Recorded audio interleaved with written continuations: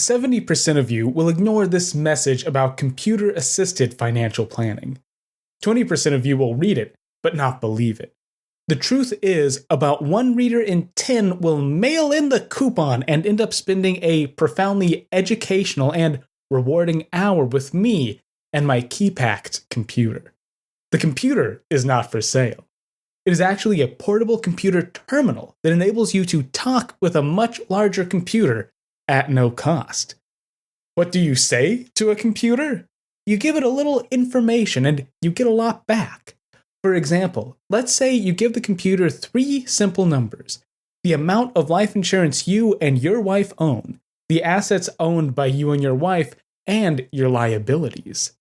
Within seconds, the computer will respond with figures that compare the tax impact on 2 estates under 3 different estate planning options. And you may discover you could be saving up to 50% depending on the size of your estate. The Naples Daily News, Naples, Florida, Sunday, May 25th, 1975.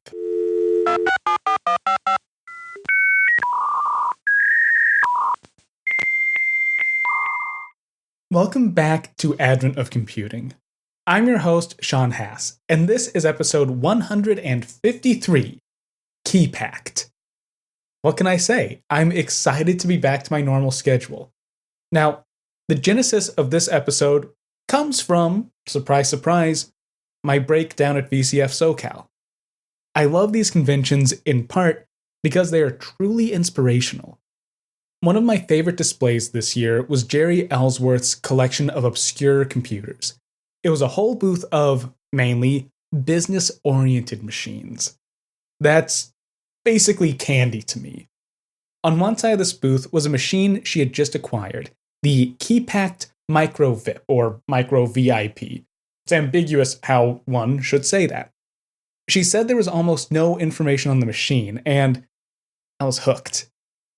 It's not just the obscurity of the Micro-VIP that drew me in. There are also some peculiarities of this machine that really got me. I like to think I've built up a pretty good sixth sense for interesting stories, and this machine, well, it triggered a lot of my alarm bells. The Micro-VIP was a terminal used by insurance salesmen. It was used in the 1970s. It was built into a briefcase. It used an old-style modem with a cradle and everything. But that's where any sense of normalcy ends. And to be fair, this is already on the fringe of what could be considered normal for computing. So, get this. The terminal has no keyboard. It does have a thermal printer to type out data, but no keyboard. Instead, there are 2 rows of dials. I can't remember the right name for them. They're those kinds of dials that you view edge on and you rotate by moving a little geared handle. You use the 2 rows to toggle in numeric data, so in effect, your only input is 2 long strings of numbers. The machine also came with overlays that broke those numbers down into fields. That, plus a few switches and buttons, lets you submit numbers back to, well, back to something, over a phone line. That will be enough of a mystery for me. I mean, come on, it's a portable terminal with a totally unique interface. But there's one other piece that really got me. The Keypact could talk. The final output on the device is a speaker. There's a switch labeled voice that, when flipped, pipes sound directly from the phone handset to the internal speaker. Why is that there? What did the machine say? Therein lies another major mystery. As such, I've decided to bring my powers to bear against this puzzle, and I think I can clear a few things up. I believe I've been able to put together a correct story, and if not, at least it's an interesting one. In this episode, we're tackling the mystery of the Keypact Micro-VIP. Along the way, I want to look at early portable computing and just how advanced this setup was. This is also the perfect time to examine the brass tacks of how business got automated. This strange machine should serve as a wonderful gateway into just what computing promised in the 1970s. The computer revolution has fundamentally changed how we live our daily lives. It's easy to discuss how that's occurred. It's easy to look at the history of that revolution in terms of that end goal. Computers got smaller, cheaper, easier to use, interfaces got nicer, the internet developed, that sort of thing. It's often easy to overlook the boring side of the revolution. It's for that reason that spreadsheets, back offices, and filing systems have always held my fascination. It's the historical path less traveled, so to speak. The boring stuff is a fundamental pillar of computing's promise to humanity. If you can automate away all this work, from accounting to typesetting, document duplication to mathematics, then us humans can focus on more meaningful things. Researchers can do research instead of getting stuck filing papers. We've seen this again and again here on Advent of Computing. From the recent episode on the venerable Flexowriter or VisiCalc, all the way to my coverage of early hypertext. The computer is a supreme labor-saving device first and foremost. This was known at least as early as 1946, but probably earlier. Research automation was the first target for computing, but business operations were a close second. As with everything, business computing follows Moore's law.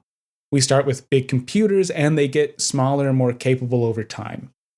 An office may have a single mainframe automating a few processes.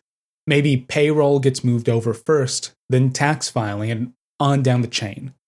As computer time becomes cheaper and you get more terminals set up, more tasks get digitized.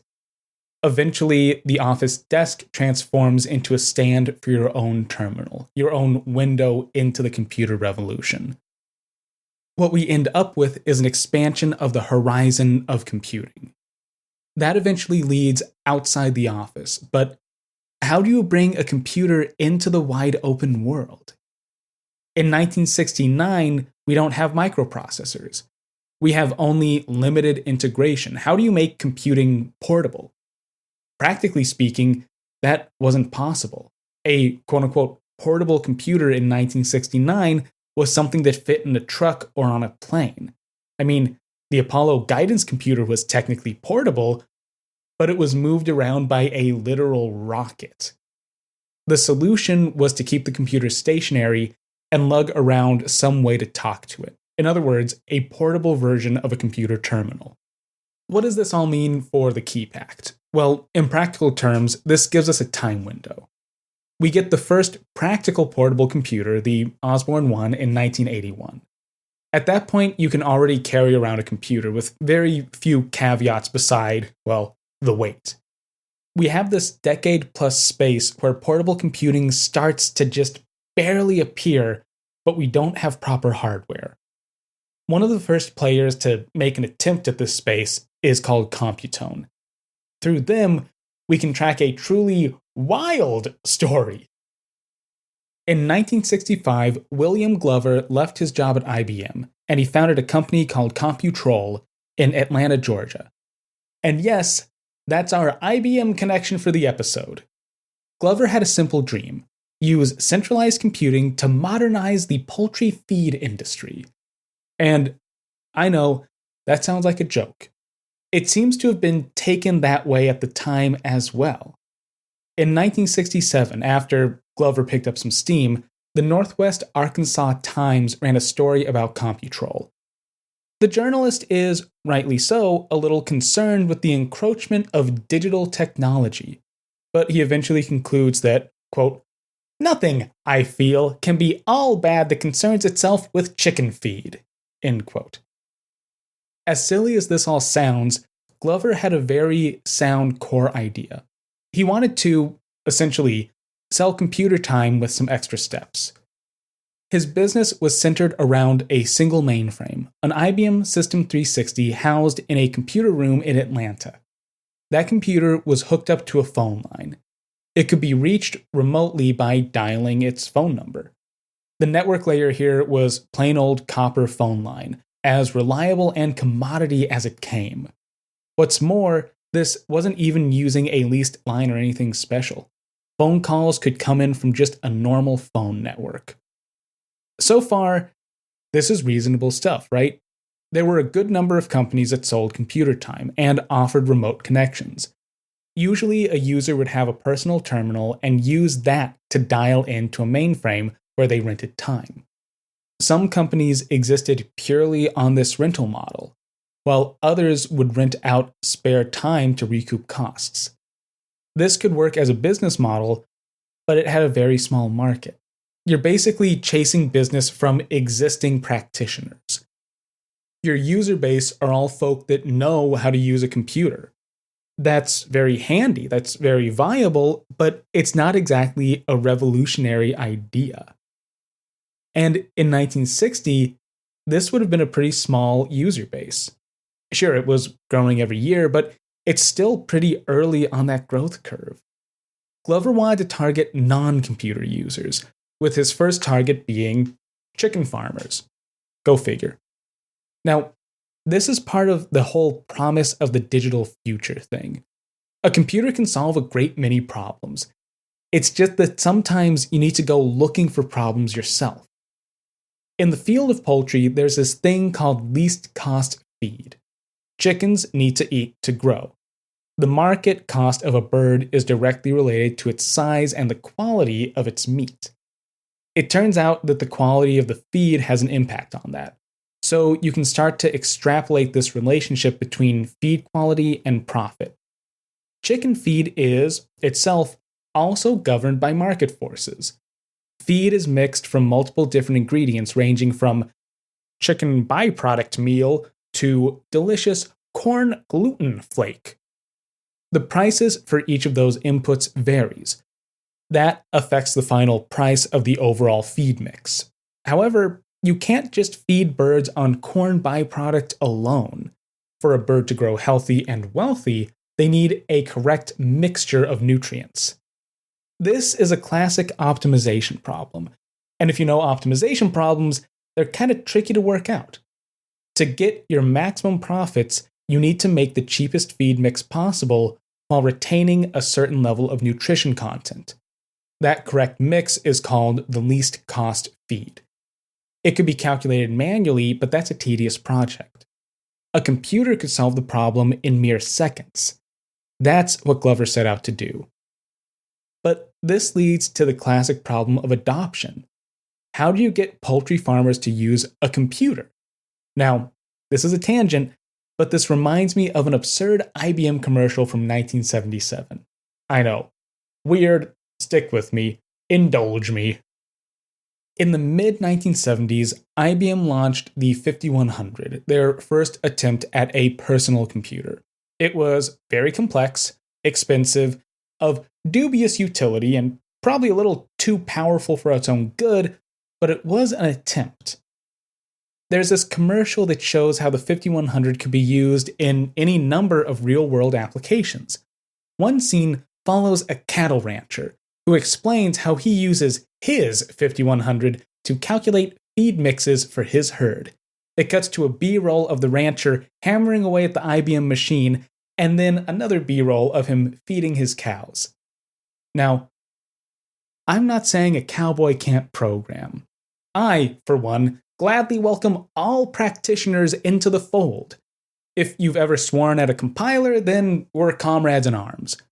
That said, I can't imagine very many ranchers knew these arts in 1977, much less 1965. Glover, however, had a way around that problem, and it wasn't teaching cowboys how to program. It was at once simple and genius. Custom data terminals.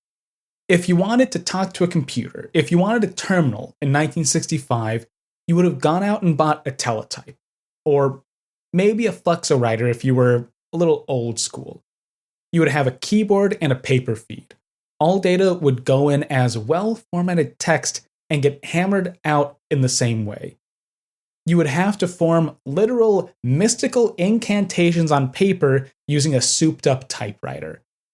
That's not exactly user-friendly, but it is very powerful. It could be used for nearly anything you could ever want to do with a computer. But these poultry farmers, they just wanted to do one thing. They only wanted to calculate least cost feed mixes, at least at first. For that, you don't really need a flexible solution. Glover would design a purpose-built terminal just for chicken feed. It was called the computrol 1200. We don't have manuals or schematics or anything very specific, but we do have a pile of news coverage. For a surprising number of communities, the computrol 1200 would be their first glimpse of the digital future. Now, I do mean that very literally. This isn't a case of me adding some flair or drama to a story. I don't need to this time. To quote from that very Northwest Arkansas Times article again, quote, "For the most part, Fayetteville has had the enduring quality of resisting fads, fancies, and the cybernetics of our advancing space age. Here we are rarely jolted from the comforts of traditional conformity by such mod innovations as miniskirts, topless waitresses, race riots, belted jackets, breakfast martinis, and/or computers. Computers, however, more than most modern paraphernalia, have wormed their way into the life of the hamlet. The university performs myriad miracles of efficiency with its machine, and the First National Bank now handles a great variety of business functions with its model. In spite of their proliferation, they remain totally mysterious to me." End quote. This is the mid-60s we're talking about. We focus on stories about computer people here on the show. It can be easy to forget that those folks were few and far between. Most people in the 60s had never seen a computer, except maybe in newspapers or sci-fi movies. ENIAC had been disclosed to the public in 1946, just 20 years ago at that point.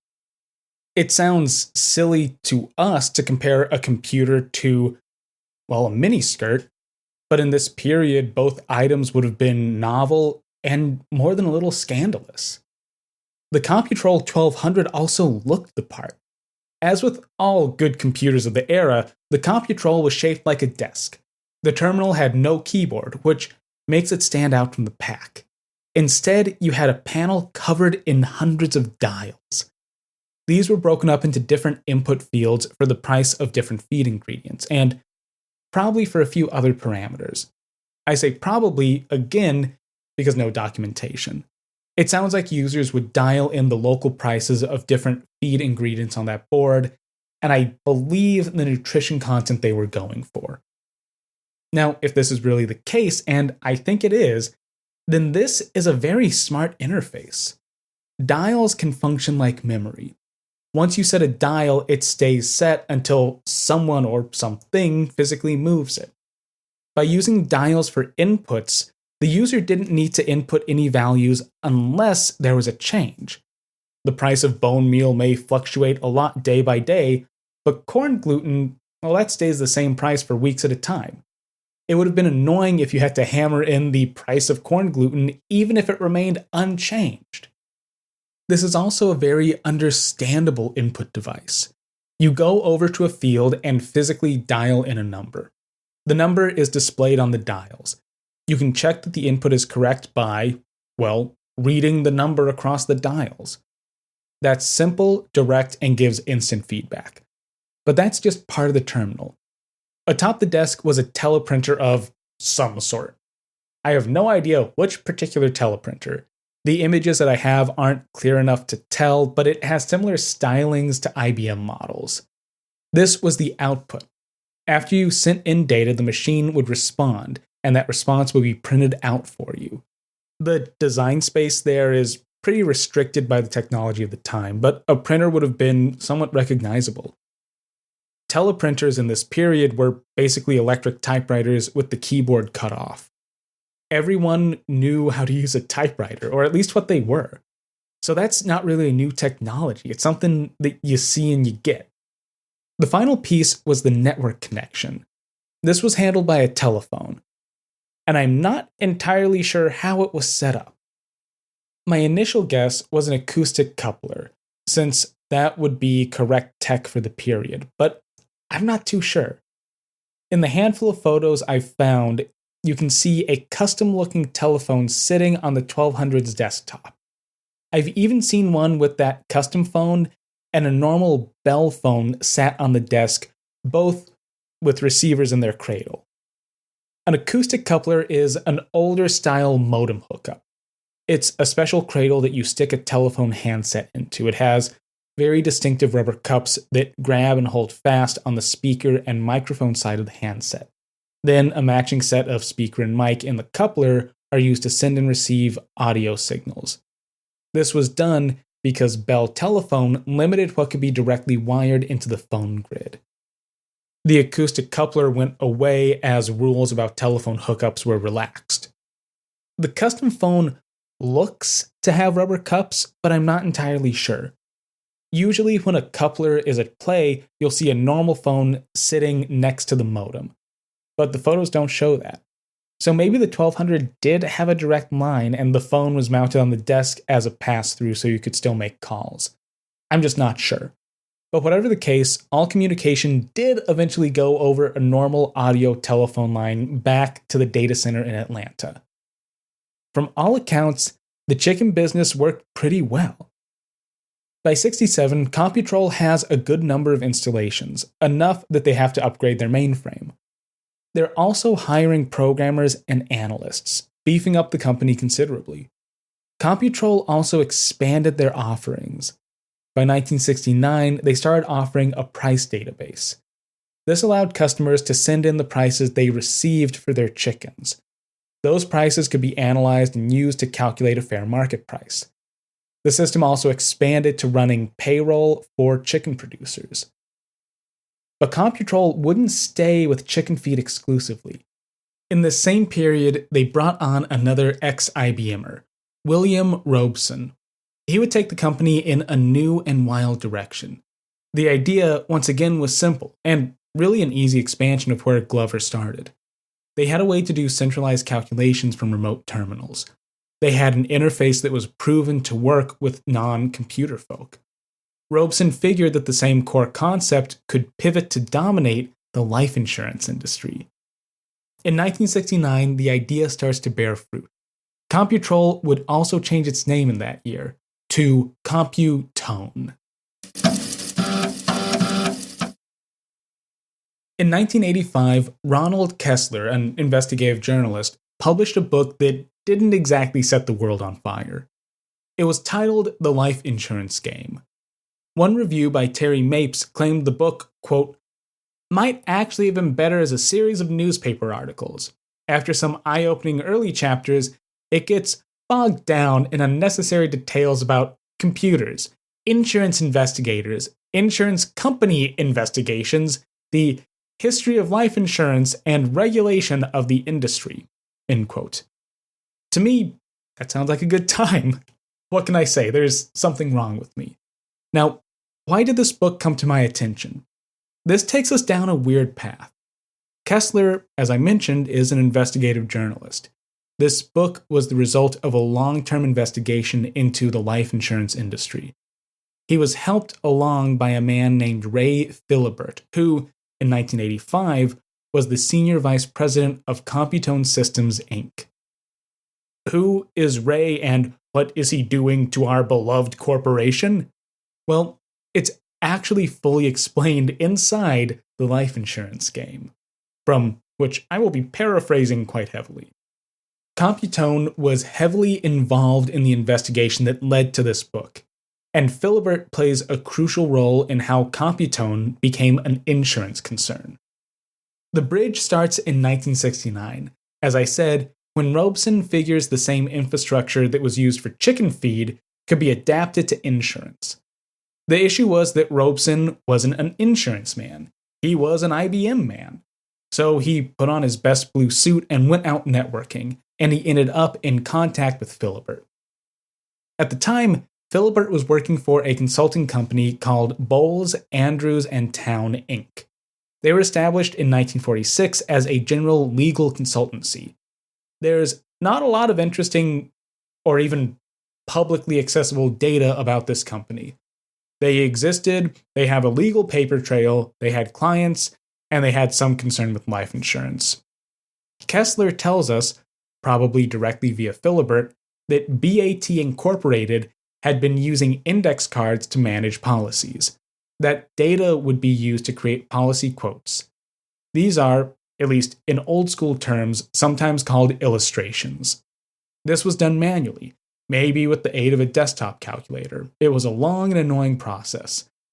And keep in mind, for these types of clerical companies, time directly translates into money.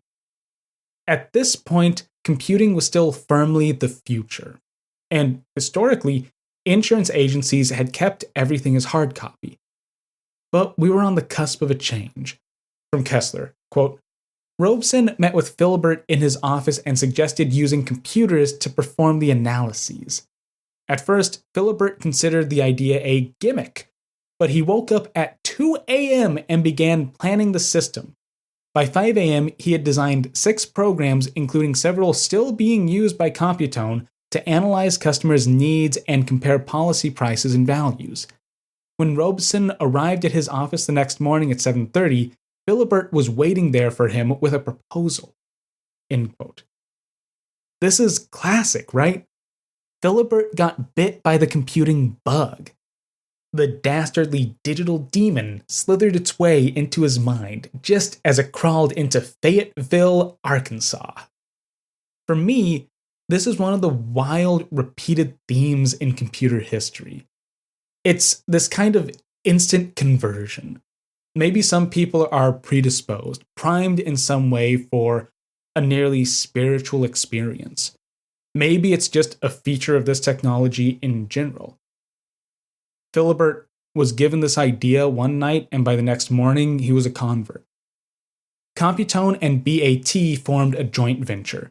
They worked together to adapt Computone's technology to handle the kind of insurance tasks BAT was involved with, specifically to generate policy illustrations automatically using a computer. That involved almost the same software as Computone's poultry network. There would be a centralized database with rates and policy information, a way to send parameters and requests, then a way to grab and display a result. There are 2 key differences here. One is complexity. Life insurance is actually a good deal more complex than chicken feed. That's fine though. Software can scale up and down as needed, and Computone was hiring a lot of new COBOL programmers at the time. That's not a joke either. Once again, no need for drama. We have the job listings and sources to prove it. There was a major difference though, and that was the user base. These terminals will be put in the hands of life insurance agents. The interface would need to be easy to use. Once again, I'm not saying life insurance salesmen can't program, but I doubt many knew the arts in this era. There was also a difference in user pattern here. Poultry farms are stationary affairs. You aren't likely to up and move your feed mill very often. Life insurance salesmen are, however, pretty mobile.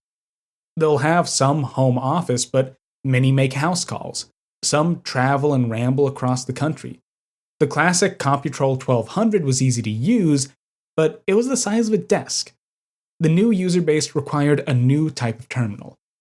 In 1969, ads are taken out in a number of papers. They show a briefcase with 4 simple words superimposed.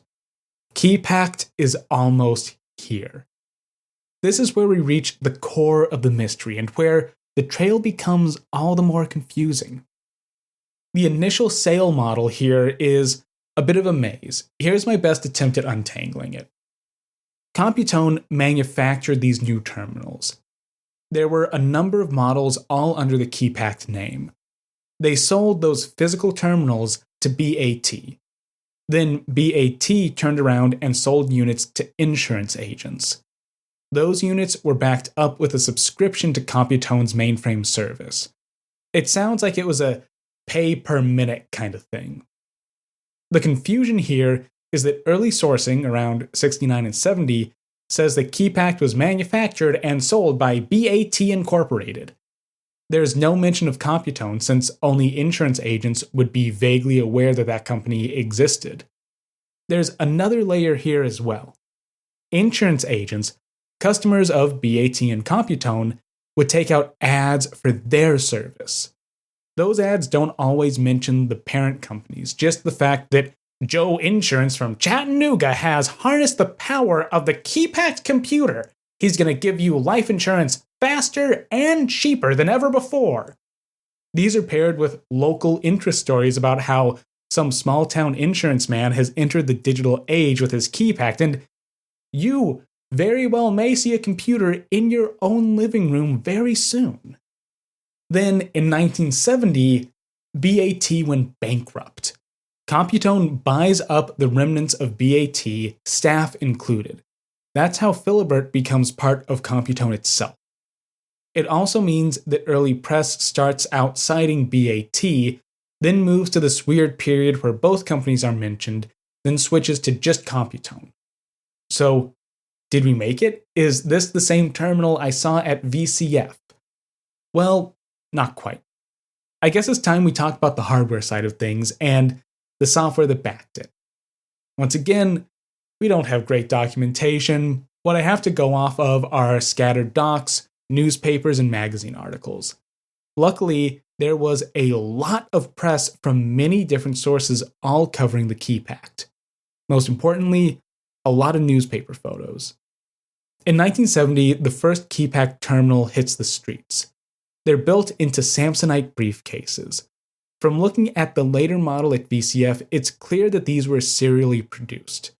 Computone wasn't exactly churning out millions of units. In fact, we have hard numbers. In 1970, just before bankruptcy, BAT purchased 1,475 terminals from Computone. Not exactly small numbers, but we aren't to the point where economies of scale really matter. There were a few early models kicking around. One Computer World article from the end of '69 shows a particularly strange one. It uses the same type of interface as the old chicken feed machine, just scaled down. You get 4 rows of dials and some switches and buttons for sending data and changing communication modes. Above those dials is an acoustic coupler. And this time I do know it's an honest-to-goodness coupler. You would have connected it by physically picking up a phone handset and smashing it into the big rubber cups. On this early model, there was a faceplate that marked out fields on the dials. This would have worked like the computrol 1200, just tiny. That's about it. From what I gather, data would have been sent over the line as a long string of numbers. On the terminal side, the labels just help the operator properly pack together input data. And on the server side over in Atlanta, well, that would already know how to unpack everything properly. As for this really early model, there's a bit of a hitch. I only have one image, and there isn't any visible form of output. You just have dials and switches and a big, bold acoustic coupler. This makes me think that perhaps this model is a fraud. It's likely some kind of mock-up, which isn't really uncommon. Many companies showed off fake hardware designs before the machines were finalized. The photo of the Altair 8800 that ran in Popular Electronics was, after all, a shoebox. In 1970, we start to get all those local interest articles with nice big photos. This shows a new model of Keypact. It has 4 rows of dials and a coupler, plus a single output device. Now, dear listener, I invite you, take a wild guess at the mechanism here.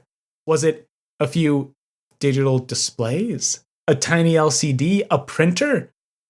Computone didn't go for anything as pedestrian as that. Instead, it's a speaker. A speaker! This is one of those twists that I never expected. The later model I encountered had both a speaker and a printer. I assumed that, the speaker would be the add-on. But that's not the case. The speaker came first. That leads to the next obvious question. What was being played over that speaker? You see, the Keypact terminal responded via voice. Specifically, a computerized female voice. That's pretty interesting and pretty surprising. From a purely design perspective, this is great, right? You have all the benefits of dials, and then the output is clear spoken English. That's cool, that's futuristic, that's streamlined, it's easy to use. But from a technical standpoint, what in the world is this? 1970 is very, very early for full speech synthesis. We get the first reasonable synthesis out of Bell Labs in the late 60s, but that's in research. If Computone was doing full speech synthesis in 1970, that's cutting edge stuff. This is also where my meager sources run a little thin. It's implied that this isn't full speech synthesis. The Keypact only reads out numbers. That makes things easier, at least in theory. Some articles also claim that the voice can point out errors in data entry.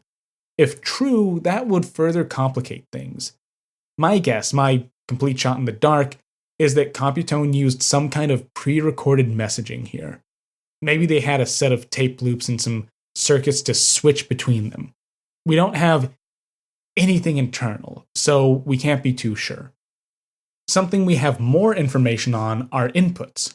The Keypact system was far more complex than anything Computone had done before.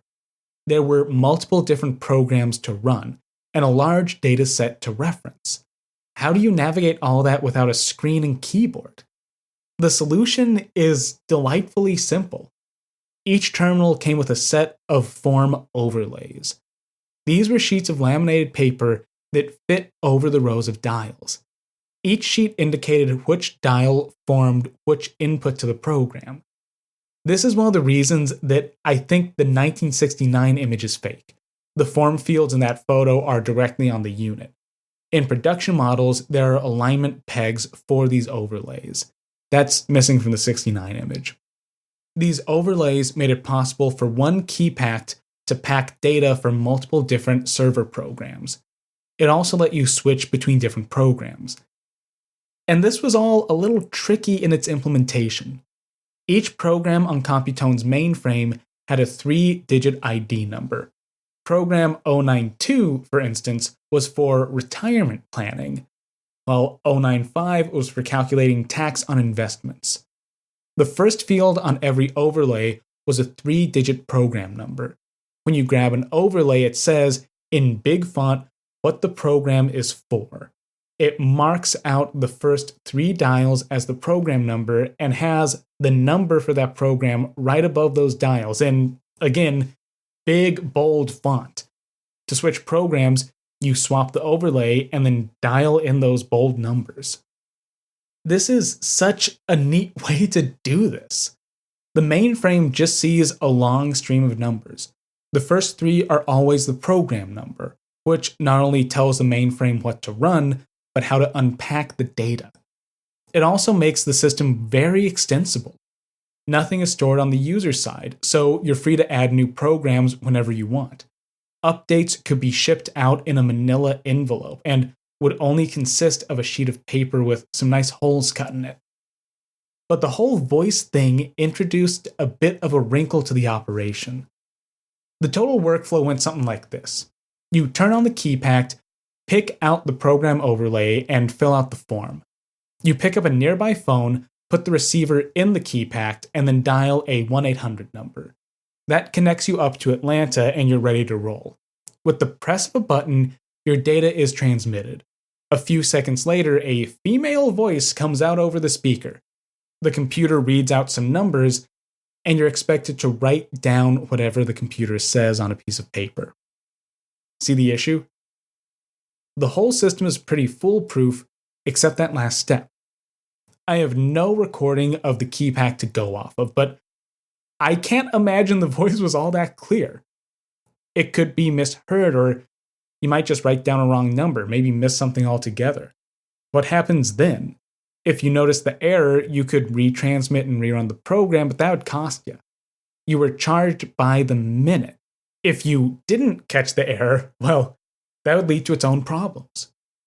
This issue was addressed in 1977 when Computone released a new model, the Micro-VIP, or as I like to call it, the Micro-VIP. This is where we reach the end game of the product, its final form, so to speak. There are at least 3 models of the Micro-VIP that show up over the course of the 70s, but they all follow the same layout. There are 2 big changes to discuss. The first is the addition of a thermal printer. This is actually something of a return to form, since the old computrol machines had used printers after all.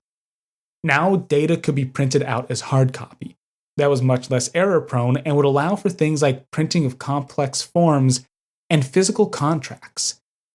The speaker for voice outputs was retained, for the cool factor.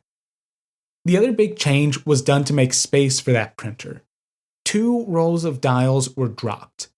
This left the Micro-VIP with just 2 rows of inputs. However, that doesn't represent a loss of data. Instead, there are actually more dials than ever. Everything was shifted so the rows are longer. Plus, it looks like they were using smaller dials. Upgrades are always good and all, but that introduces a problem of compatibility. From what I've been able to piece together, Micro-VIP programs would have been incompatible with older Keypact programs. The data size is just different, plus the whole printer thing. To mark the difference, the program ID field was changed. Now, this is speculation, but I think this is warranted and correct. Some Micro-VIP overlays show a 4-digit program ID. Some use the older 3-digit notation. My guess is that 3-digit programs are the older voice-only ones, and the 4-digit ones would have used the printer and only worked on a Micro-VIP. That, however, is just my guess from weeks and weeks of looking at news articles and photos of these things. Now, that gets us up to the mystery of the machine at VCF, but there's still more. Come with me as we delve into the true depths of the Computone mystery. There are 2 final stories I want to share that, for me, flesh things out and really lead to some weird places. The first gets into how Computone made its money and how they became an entire economy unto themselves. This comes primarily from the life insurance game and a little extra information I got from some news articles. There were some obvious cash flows. Computone sold their terminals for between $1,500 and $4,000, roughly. Numbers change over the years, and there's a few different models that aren't really itemized anywhere. Computone also made money off system usage. From what I can tell, it was charged as a per-minute rate. Many articles said something like, it costs as little as $1 to get an insurance quote, but I think there's a flare and conversion going on there. Computone also sold computer time. This was unrelated to the whole insurance business. Many companies would do this on the side as a way to recoup a little money. We know Computone was running a System 360, and those weren't exactly cheap machines, so extra income would have been a plus, especially early on. Now, there is another rev stream that bears mentioning. This particular feature of Keypact is explained in the life insurance game. One of Computone's big selling points was that it had a centralized database of thousands of insurance policies. That information was sent in by the insurance companies themselves and cross-checked before entry. Insurance agencies actually paid Computone to store and serve this data. But there's a catch. As explained by Kessler, insurers don't want competitors getting access to their precious rate sheets. This includes agents working with competing insurers. A universal life agent isn't allowed to see rates that Aetna sells at. Computone developed some type of authentication system to prevent this. I believe this is also how they calculated billing for users. The mechanism uses some sort of access code. Each terminal would send in their access code, which would then be used to determine what that particular terminal was allowed to access. I have no idea how this actually worked. I suspect that each Keypact unit had some baked-in ID code, but I have not been able to verify that. Those are the direct ways Keypact made money, but there's more to the story. There were groups that offered paid classes on how to use Keypact terminals. These show up in a number of places, including Purdue University. You gotta admit, there's something funny about how folk figured they could offer classes on how to use a device that was designed to be user-friendly. Computone also spread out into other fields. This was already a proven tactic. The basic technology was sound enough, so why stay in just insurance and chicken feed? The first venture was a service called Telstat, which used the same hardware to provide access to stock market information. In fact, this may give us a glimpse into the server-side hardware. Telstat could be operated from a normal touch-tone telephone. The computer took inputs as button presses and responded via audio. That means Computone must have had some kind of PBX setup for handling the phone lines. I don't know my PBX history very well, and I'm sorry for that. I'll get into it one day. But that should serve as a lead for anyone who wants to chase down exactly how Computone's voice was generated. Telstat itself represents a whole other rabbit hole. It seems like it starts with Computone and then spins off into its own business with its own hardware. Alright, so one final swerve to hit the final part of the story I want to discuss: security. This is something that I sort of stumbled into while preparing this episode. Computone may have been one of the earliest victims of an honest-to-goodness hacker. Here, I don't mean hacker as in the old sense of the term. I mean someone may have tried to break into Computone servers for pure financial gain. At least, maybe. This first came to my attention when I read a 1972 article in the Atlanta Journal. The headline was, "Midnight Rider Seeking to Rob Atlanta Computers." It opens like this, quote, "Behold, the computer bandit. Computer experts say it will happen, and computer companies are thinking of ways to prevent it. But for one Atlanta company, computer cheating is already a reality. The Atlanta company, Computone Systems Inc., says it has a midnight rider who is trying to steal information stored in the company's computers." End quote. And let's be frank here. I love this. Early computer crime is, to me, one of the most interesting things in the world. 1972 is so early in the timeline that we don't have legislation, much less agreed upon language for this kind of stuff. Best of all, the story sounds so familiar. So here's the details. Sometime in 1972, Computone staff starts to notice something funny going on. Each Keypact user had a security code that was used to connect to the mainframe. But someone kept trying to get in without a code. It must have looked like someone was prodding at their machine. This was happening at odd hours, usually at night when the system wasn't at peak use. Someone was trying to break in over the phone line. Robeson suspected that the perp was misusing a Keypact terminal. And that could be possible. I actually found a listing in a newspaper around the same time from someone who lost their terminal. This listing was actually offering a cash reward for any help finding their missing Keypact. And that would make for a great story, but I don't think it's the case. I'm not sure exactly how security codes were handled, but my working theory is they were hard-coded to the terminal.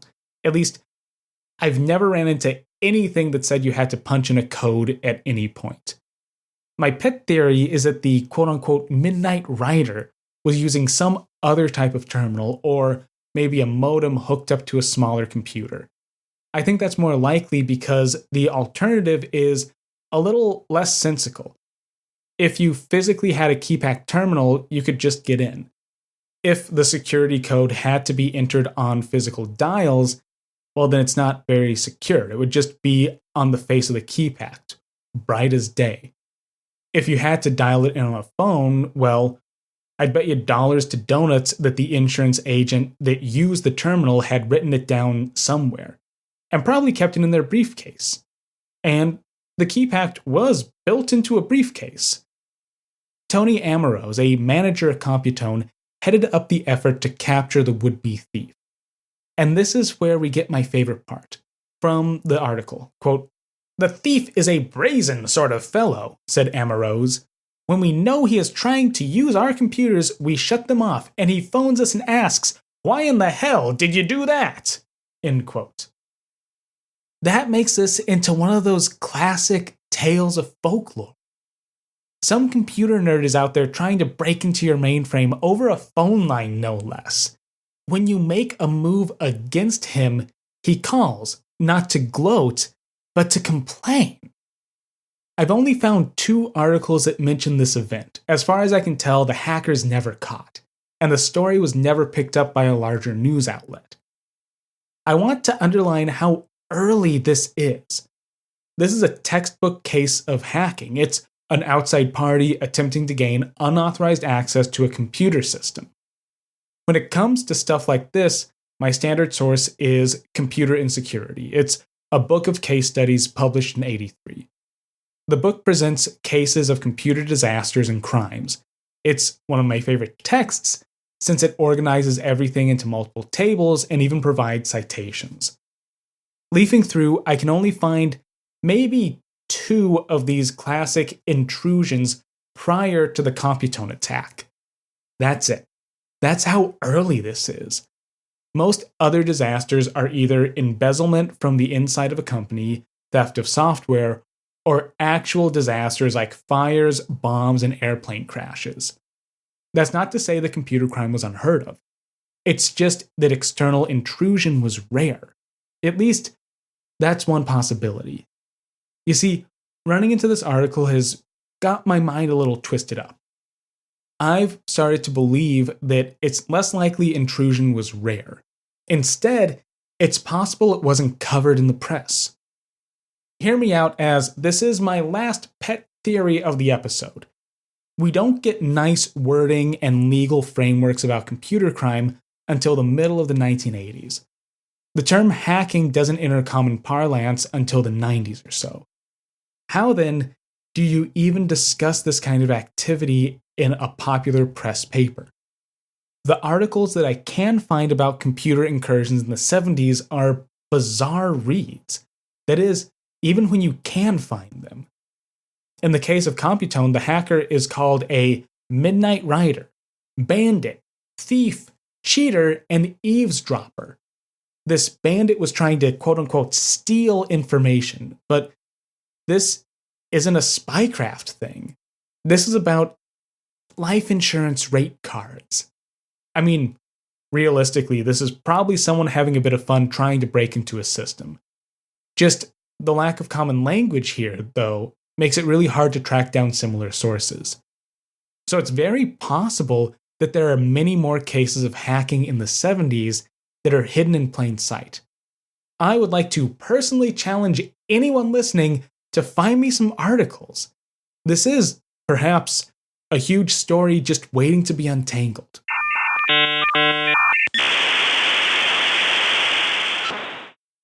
Alright, thus ends the mystery of the Keypact Micro-VIP.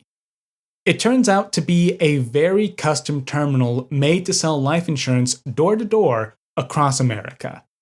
It grew out of technology used for chicken feed formulation, and its manufacturers may have been a victim of one of the first hackers. All in all, pretty wild story. Questions persist, but I believe I've managed to solve the majority of the mystery here. The Keypact saga fits pretty well into the larger arc of the computer. When we talk about computers entering the office and how digital technology automated mundane work, well, this is it. This is ground zero for that phenomenon. The Keypact as a system automated away hours of tedious calculations, and it did so en masse. Its portability and simplicity made that possible. An insurance agent wasn't going to spin up their own program to illustrate plans, but they might buy into some hardware that could solve that problem for them. It's also wild to me how early the Keypact is. Portable computers don't come into the picture for another decade. We don't really have a concept of user-friendliness at this point either. Computone is able to bring both of these ideas to market. And what exactly do they do with all that cunning and craft? Why, they change the way life insurance is sold. It sounds almost too silly to be real. Almost. Thanks for listening to Advent of Computing. I'll be back again in 2 weeks. I'm back on my normal schedule with another part of computing's past.